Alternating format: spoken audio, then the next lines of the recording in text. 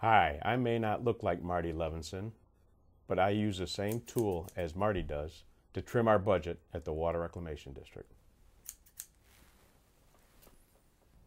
The name's Levinson, Marty Levinson, and this is the Northtown News Magazine. For the identity of the real Marty Levinson, stay tuned to the Northtown News Magazine. Good. Come on, baby, don't you wanna go? Come on, baby, don't you wanna go? Back to that lemon light city, sweet Hope, Chicago. Hi, I'm Marty Levinson. Welcome to the Northtown News Magazine show with the greatest cameraman around, Sonny Hirsch, and your host, Avi Myers. Thank you, Marty. Avi Myers, Northtown Neighborhood News Magazine. A mistake presented in conjunction with Sonny Hirsch. Dial us up on the web. Community policing. Hey, police, how about getting into community policing? That would be nice. Today, actually, by the way, the day we're actually filming is the 33rd yahrzeit for my dad. And by the way, the yarmulke and the tie were actually his. And by the way, it's about as much as in fashion as I am, to be honest, if you ever get to see what I really dress like. In any event, it is a pleasure to have one of the most popular guests, the star of the most watched show we've ever had. Now, we gave you the chance last week on the show to watch the ride up the North Shore Channel because we want you to be a little educated about some of the stuff we're talking today. And we're talking about the president of the Water Reclamation District, Terry O'Brien. Terry, how you doing? Good, Avi. Thanks for having me on again. My pleasure. And of course, you shocked the universe, or at least my universe. But, you know, I'm some other universes too, I guess. Yeah, I mean, I'm sitting here in this very chair, and I've got Larry Sufferton and David Orr, and they're telling me, did you hear about, you know, Larry knows I'm friendly with you, says, Yeah. you hear about Terry O'Brien? I went, what? And then David Orr says that Joe Barrios called you and says, hey, aren't you going to file for the slating, and you're not running this time? Well, yeah, Avi, I decided after Labor Day weekend, myself and my wife went down to visit my daughter at Indiana U, and it was such a nice, peaceful weekend, enjoyable, and I'm like, why do I want to spend weekends now campaigning? So, but I've been at the district for 24 years as a commissioner, and of those 24 And by the way, longer is since you actually were... Well, I worked there and worked on projects for the district. Actually, the Curie plant out in Des Plaines, I worked construction between my junior and senior year in college. And then my year after college, I worked on the big project that's going on that you've got a very popular viewing audience. The Deep Tunnel! Otherwise known as the Tunnel and Reservoir Project. Right. So, and then I actually worked within the agency for 3 years in the Research and Development Department, which is now called the Monitoring Research Department. And in 1988, decided to run for the Board of Commissioners. And here I am. So, spent 24 years as a commissioner, 16 as president. Great agency, great professional people, and I've done a great job.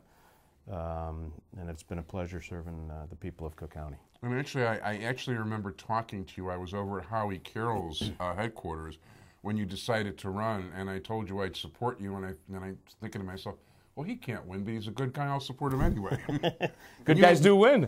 And yes, and you had nobody's support. Nobody, not even your own ward committeeman. Exactly. We ran against the party that year as an independent candidate, and we were successful. And if Russ Stewart watches your show, Russ, I was number 3 on the ballot, not number 1 on the ballot that year. Yeah, Russ has trouble getting things right. He gets his numbers wrong, so I just want him to make sure he corrects that next time. And not to mention his thoughts and analysis too, but that's another story. Well, we won't go into that. But it's been a great run. Like I said, the people there are tremendous, very professional in what they do and how we do it. And there's people from all over the world that look at our agency and what we do in dealing with wastewater. We've been in the business for 122 years. I like to tell people we've been green long before the color green became popular with regards to the environmentalists. So I'm very proud of our staff and the boards that I've worked with at the agency to move the agency forward into the 20th century. No, you should absolutely be proud, because the fact of the matter is there's a right way to be green. There's also an part of being what they want to call green, in my opinion, is also being economical, not wasteful. You know, there's actually principles from another day and age that way precede the so-called green movement that are to me, much more important principles. The green thing, even though I don't drive a car, I recycle the whole shot, but the fact of the matter is the way some people worship the green thing, I think they've got gangrene of the soul, frankly. Well, I mean, one of the things we always do is, we look at the benefit-cost ratio of performing some type of a function, whether it's to deal with wastewater, whether it's dealing with stormwater. It's the taxpayers' money that we're spending, and I think we should really research what we're doing when we're spending their particular dollars on either improving our operations or changing our operations or just upgrading our operations. We're responsible for $30 billion of infrastructure, and I've kind of told the board in the past, I said, our sole purpose is to collect, treat, and dispose of wastewater.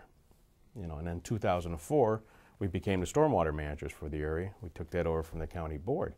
So, but we need to do what we're responsible and saddled to do from the standpoint of our day-to-day operations and in protecting the health and safety of the residents of Cook County. When I read what people have to write about these things, I think a lot of people don't even begin to understand what's going on. When I hear people talking about flooding, and I see the kinds of rains we had not just record rains. I mean, it isn't quite what Noah had to deal with, but I've never seen this much rain, and it seems to get worse all the time. But they have been record rains. This July was the wettest month. Right, over 11 inches of rain. Yes, and then which is over 110 inches of snow, people. And July 23rd was the wettest day ever in Chicago. That was 7.92 inches, if I remember correctly. 8 at O'Hare, 7 inches, average around the area. Yeah, and this isn't just here. You know what? I was in Cleveland about a week and a half later, and they had the third biggest rainfall they ever had at the same time. They usually get our weather the day after Cleveland does. But one of the things people got to remember is that the sewer system that's in place works, but only works up to a certain point. It only works up to an inch to an inch and a half of rain. When we get these deluges in a short period of time locally, it overwhelms the system. And what happens is it normally ends up in people's basements. It finds its first open space. We've spent 15 nights out in various communities explaining the operations that we have at the agency, at the district, and the operations of what the local municipalities are responsible for. The sewers in those municipalities are the responsibility of those local communities. We don't get involved with that. We've got 550 miles of intercepting sewers that pick up those local sewers and transports that effluent to our treatment plant for treatment. So, that's the whole thing. And like I said, the system was just overwhelmed. It's only made for an inch to an inch and a half of rain. So when some politician gets out there and starts claiming that they've got a cure and we've got to fix, basement flooding and all the rest of it, which doesn't happen anywhere near as much as it used to or even close. But the fact is, what is the reality of their claims and statements? Well, some of their claims and statements they're valid from the standpoint it will take some of the water off the system. But when you get a rainfall like we've had the past 2 summers, July 24th last year, 2010, July 23rd, 2011, going back September 12th and 13th of 2008, those are enormous storms that have come through the region. And yes, if you put a rain barrel in, it helps. It helps keep the water out of the sewer, or if you build a rain garden, which is basically what, about 40 gallons? A rain barrel is about 55 gallons. 50, like an oil drum. An oil drum, yeah. So it's just a poly drum, and they can be purchased through our agency from our website. But we still need these bigger structures, because what people don't understand, 3 feet below the surface soil is a clay layer of material. Which I know a little bit from just digging in the backyard, but yeah, tell us what that means. Well, the geology of the area is that we're on a clay base area here, where that clay acts almost like a pool liner because of the impervious nature of it, penetrating it. So, and people don't realize we only got about 3, maybe 4 levels of absorption. So once that fills the capacity, then starts ponding, and that's where you get your flooding. And this as is well. what, about 3 feet down? About 3 feet down, 3 to 4 feet down, depending on where you live in the areas. I mean, some areas you don't even have it; you go right into rock. Like on the south side, there are some areas where you've got some soft surface, but then when you get down 5-10 feet, it's rock. So it varies throughout the area. Now, so basically, there's only so much that any of this stuff can do. Yeah, I mean, and the whole purpose of creating this tunnel and reservoir plan is to take all that water off the combined sewer areas. Yeah. Now, what would it be like if the tunnel reservoir right now wasn't there? The 110 miles of tunnel. And Would the flooding be worse than what it ended up being on those 2 particular days? I mean, up in the Arlington Heights, Mount Prospect, Des Plaines area, where the whole system is completed, very little basement flooding. Yes, we did have some street flooding, but it's better that the water's on the street and not in people's basements or their businesses. So, and that's with 8 inches of rain. And we filled the Gloria Majewski Reservoir, which we renamed after she retired last year, to the tune of 350 million gallons. So the system did work up there. It's paid for itself 4 times over. It cost us $45 million to construct that reservoir, and we received close to $170 million in benefits. So. Just to give people an idea, 350 million gallons of water may sound like a gigantic amount, and it is. But that's basically, if that was spread out over Chicagoland, that's a little less than a quarter of an inch of rain. That's correct, and that's our small reservoir. We're working on the other 2 big ones, the McCook Reservoir, which will eventually have 10.5 billion gallons in storage. The first phase will be 3.5, which will be completed by 2017. The second phase, which will be another 7 billion, will be completed by 2029. And again, it's all dependent on the monies coming in from Washington to continue to support the construction of those particular projects. On the south end of the county, the Thornton Reservoir. We went down. Yes. We went down in the transitional reservoir, which has capacity for 4 billion gallons. But as we showed you when we were down there, the north lobe of that quarry system, we're building a composite reservoir for both stormwater and sanitary water. We'll have 8 billion gallons of storage down there by 2015. By 2015? 2015, so. Wow, that's quicker than I thought. Yeah, well, we probably would have been ahead of schedule had the economy not gone sour on us, because a lot of the minerals that were being mined in both of these quarries were going into the construction industry. Oh, yeah. So, when we were there, we noted the stuff that they were taking out of the tunnel, over 100 trucks came that day to purchase it, to use it for concrete, asphalt, that whole shop. Or some type of a road base or things of that nature. So, yeah. But it was amazing. The trucks, these gigantic trucks would come, they get loaded up and right back out, and that was just what they hauled out of the ground that day. Yeah, just from the blasting that we were doing to create that reservoir. So, but we're moving along. We just got back from Washington, D.C. We had some good meetings with our congressional delegation, the Army Corps of Engineers, who's actually funding the reservoir portion of the tunnel and reservoir plan. We met with the U.S. EPA. We met with the Office of Management and Budget, the White House. So we're keeping our fingers crossed that because there's no earmarks anymore, that we may get a nice sum of money. You can call it an earmark, but it's kind of a legitimate project. It is, but for whatever reason, they dropped earmarks. But last year was beneficial to us because, or for this year's budget, the president put in $40 million. We were actually able to secure $70 million.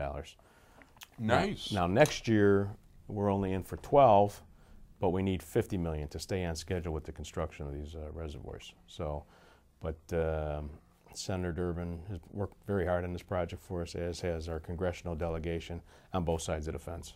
I mean, there's no boundaries when it comes to flooding. Right. Now, one of the things that's, we're going to talk about this probably just about every time we talk, but that whole, bless you, that whole, filtration thing. Disinfection, right. Now, how much a year is that going to cost? Well, the actual figure that we've come up with, and this is using ultraviolet disinfection process, was about $241 million. That's the out cost, the capital improvement cost that needs to construct it. Probably on an annual basis be anywhere from $10 to $12 million for continuing maintenance and operations of those operations. Which the Tribune guy likes to refer to a little less than 7. He's so in favor of it. You can read right through the guy. It's a little less than 7. Since it's been passed, we haven't heard from him. That's good because of course, if you saw the Sun Times last week. No, I didn't. There was a small article, probably in the middle of the paper, about the study that was done, and they said that there's really no additional benefit or exposure, health exposure, from either canoeing on the Chicago River, Des Plaines River, any small lake, or Lake Michigan. So, in reality, what they want us to do is to make it swimmable.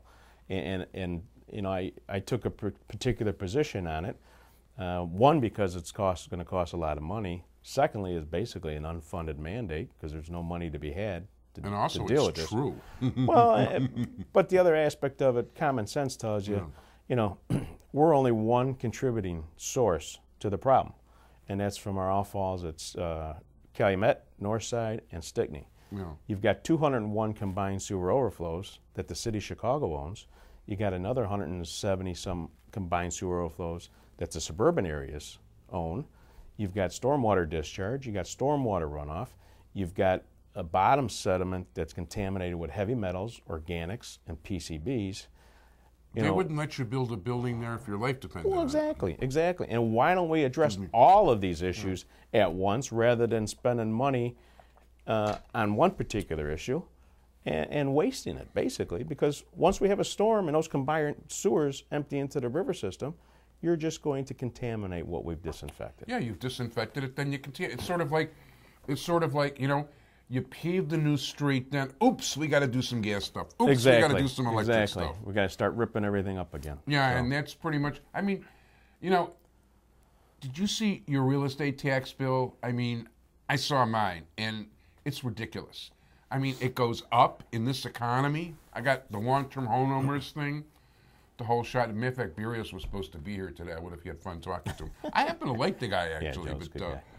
I still didn't understand what happened to my bill, but in any event, you're going to spend that kind of money, and there's no way in how that anybody in their right mind would ever want to swim there.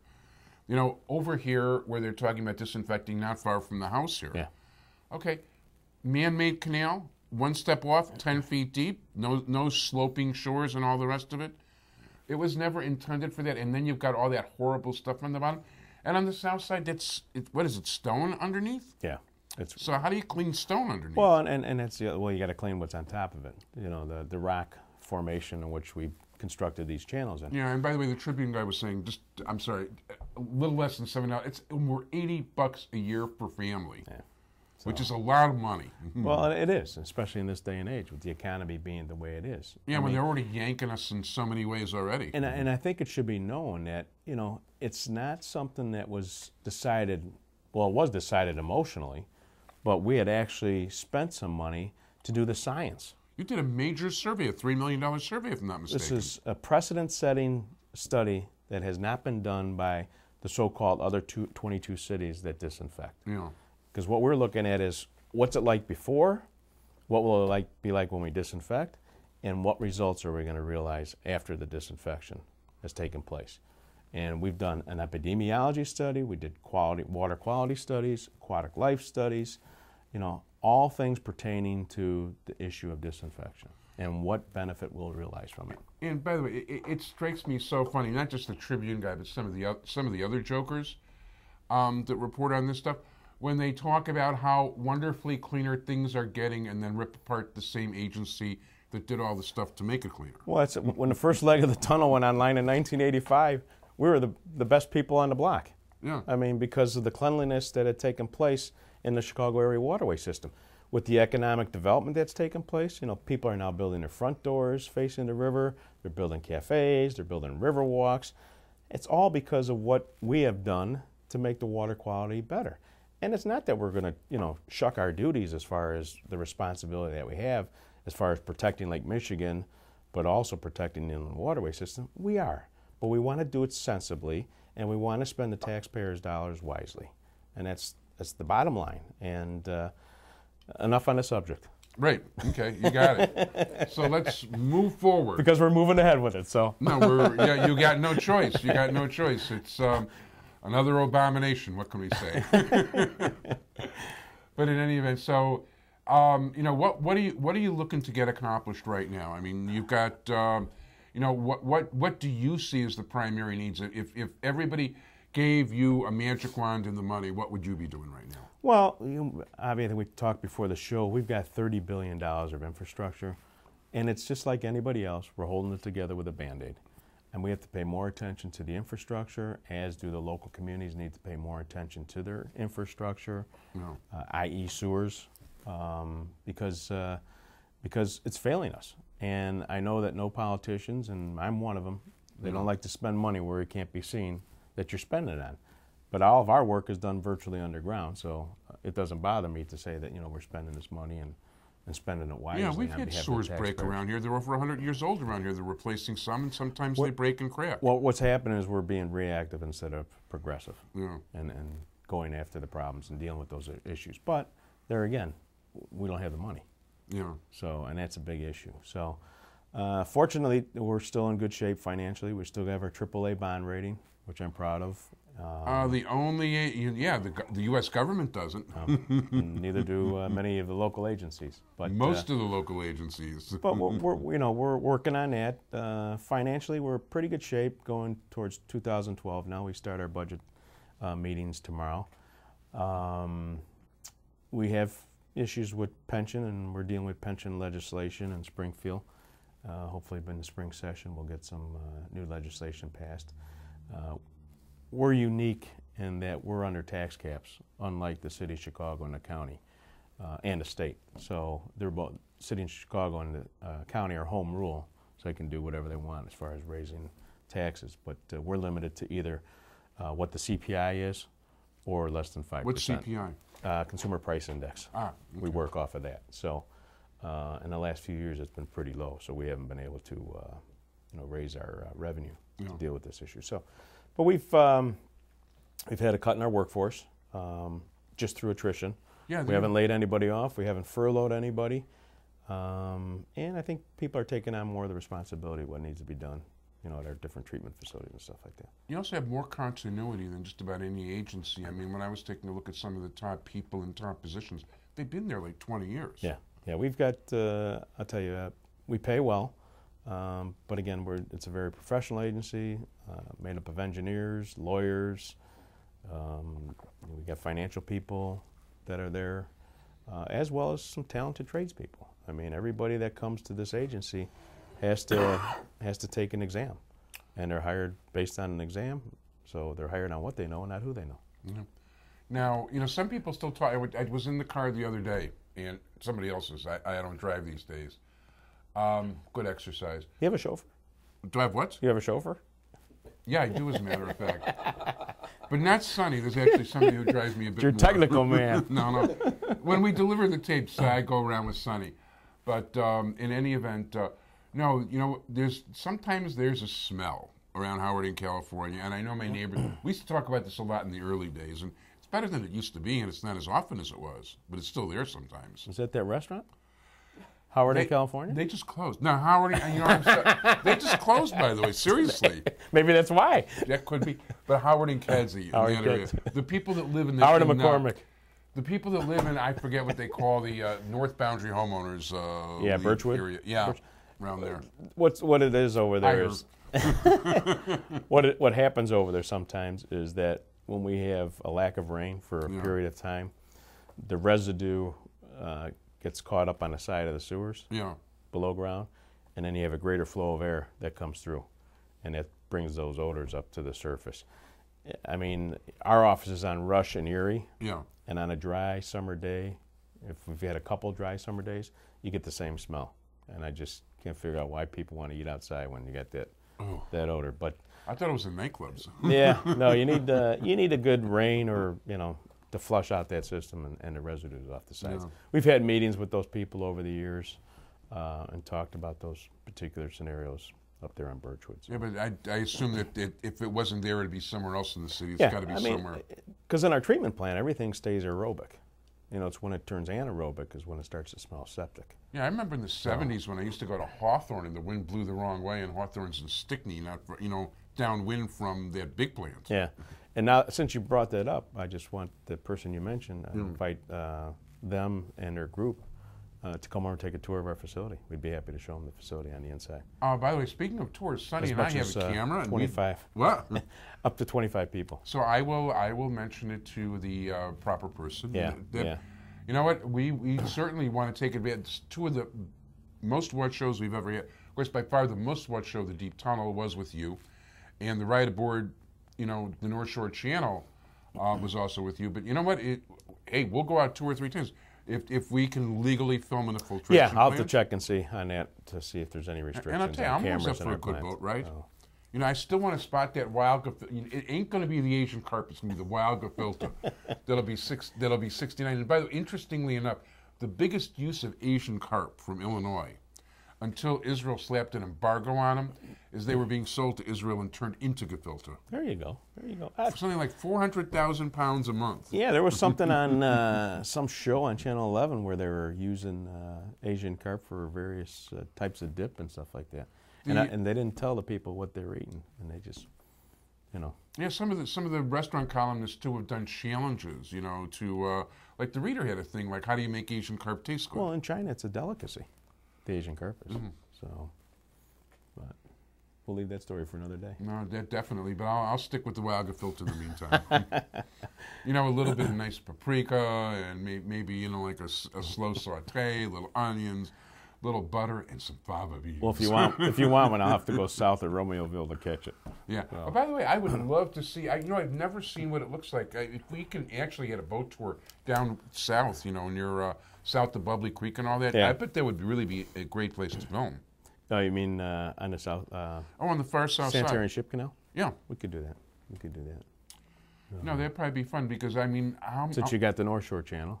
well, we got the North Shore Channel. We might as well get the South Shore Channel, which Yeah. isn't quite the name of it, but Well, it's a Sanitary Ship Canal, but, fair No, play, right? You took right. care of the North Siders, we got to hey, take care of the South and Side. I'm a native South Sider, and you're a Sox fan, so what the hell? That's right. That's right. So, Yeah, by the way, I've had an invasion of Sox fans. A guy left the other day with license plate CWS 59. oh yeah.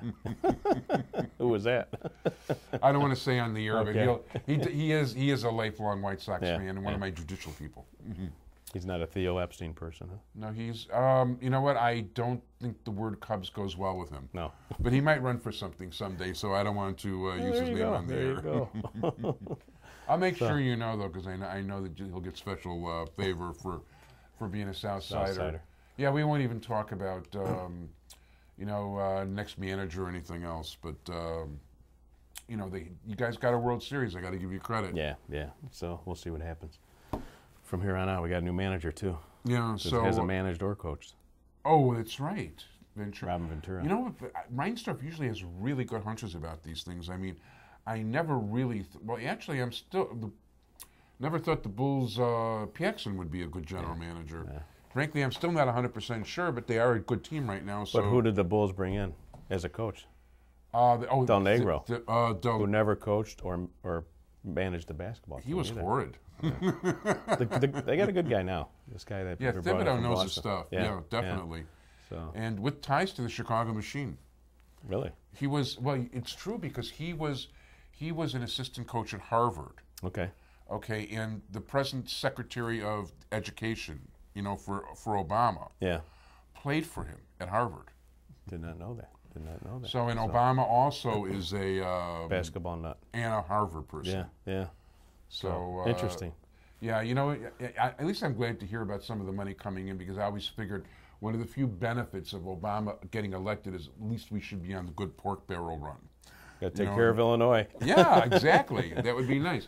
Although I still want to see that coal disinfection plant. I mean, I think that would be something that would be a really good thing. Yeah, it's going to be a few years before we get that up and running. So That would be nice. But that's not your department. In any event, I want to thank you very much for taking out time today. The president of the Metropolitan Water Reclamation District of Greater Tomorrow, and Greater to what? Greater tomorrow. Okay. It will be good greater morning. tomorrow. It will be. It will be. Well, actually, it's not going to be a greater tomorrow when he's gone. But let's look forward to the next year. I want to thank my entire technical crew, Sonny and Kathleen. It wouldn't be a show if we didn't say hi. All the best. Thanks, Bye-bye. Avi. Thanks again. Take care.